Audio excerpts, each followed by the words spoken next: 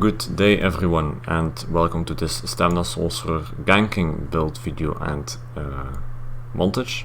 This time without ASMR like the Stellar Nightblade one from earlier, but I hope that due to certain elements you will still find this video pleasuring.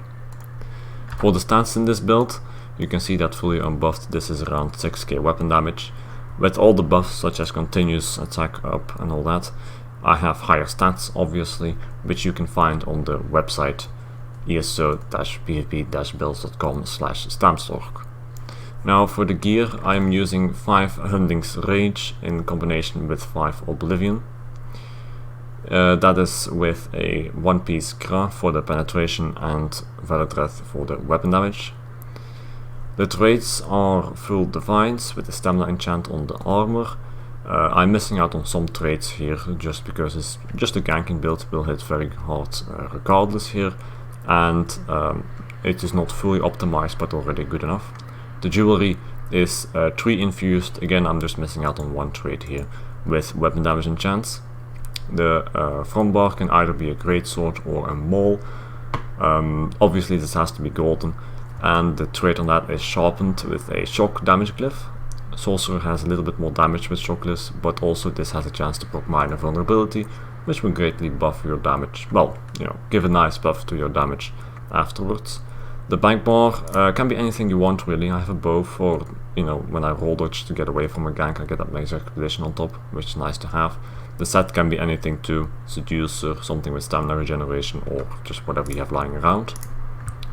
For the mundus and such, that can be either the warrior or the lover mundus. The food is the dubious combo on throne. Obviously you just want to have something that gives you maximum stamina, but I also have this health and stamina recovery on top to increase my survivability a little bit. Vampire stage 3, pretty basic for a ganker of course, and the potions that are used will be the essence of invisibility. That will also grant me major expedition. For the skills, on the front bar I have Bound Armaments to buff the maximum stamina and the light attacks. I will not actually use this skill. Then Dizzying Swing is an opener. This will also give off balance, further increasing the damage of my heavy attack. Then Rally for the buff, also the heal is useful. Crystal Weapon will buff up that light attack of the Overload. Camouflage Hunter just there for the buffs. And then Power Overload which will be the main damage source of this build. Then on the back bar there's Ball of Lightning. This is your main escape tool. And then Defensive Rune. This is a bit of a flex spot. You can use what you want here. This might help a little bit with survivability should somebody start attacking you if you got exposed out of stealth or something. Then Channel Acceleration for the buff of course. Same goes for Spell Symmetry. This will increase the damage of both the light and the heavy attack of Power Overload through the Empower passive that the Mages Guild has here. And then lastly there is Dark Deal just for the sustain. Backbar Ultimate is also anything you like. For the champion, for the combo to begin with, of course you buff up first with Defensive Rune, Channel Acceleration and Rally. Then I pop the Invisibility Potion, I get near my target and I make sure to stand behind him. After that I cast first Crystal Weapon, then Equilibrium, and then I start with my combo being Dizzying Swing into light attack from Overload into a heavy attack from Overload. The heavy attack will be like about as much damage as the light attack as well, but will also be undodgeable and will serve really nicely to finish off an enemy, because you can also channel that heavy attack and keep it going for some time, should they even manage to survive the initial gank, which will not be many people. To get away afterwards, just Ball of Lightning out. You also have Dark Deal to further assist, like roll dodge and sprint out if you want, going into sneak afterwards, or an invisibility potion again when it is up.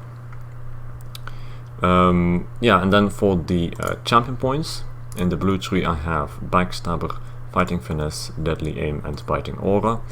For the passive stars that you want to get, I have a priority list on the website as always for the champion points, but the important ones are obviously the damage one in this subtree, the damage passives, as well as the critical chance and the maximum stamina passive.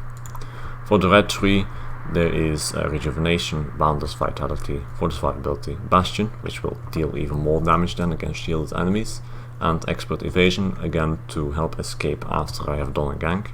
As for the passives, you just want to get everything, if possible, again in the priority listed on the website. For the green tree, doesn't matter too much of course, because there's not really any damage or survivability passives in here, but I use Rationer, Steed's Blessing, Gifted Rider and Warmount. But that concludes it for this build. There'll be a montage following up after this now, so I hope you will enjoy that. Again, check eso-pvp-builds.com/StamSorc for a written overview of this build with all the information there as well. And I hope you will find it useful and you will enjoy the coming montage. Have a good day. Bye.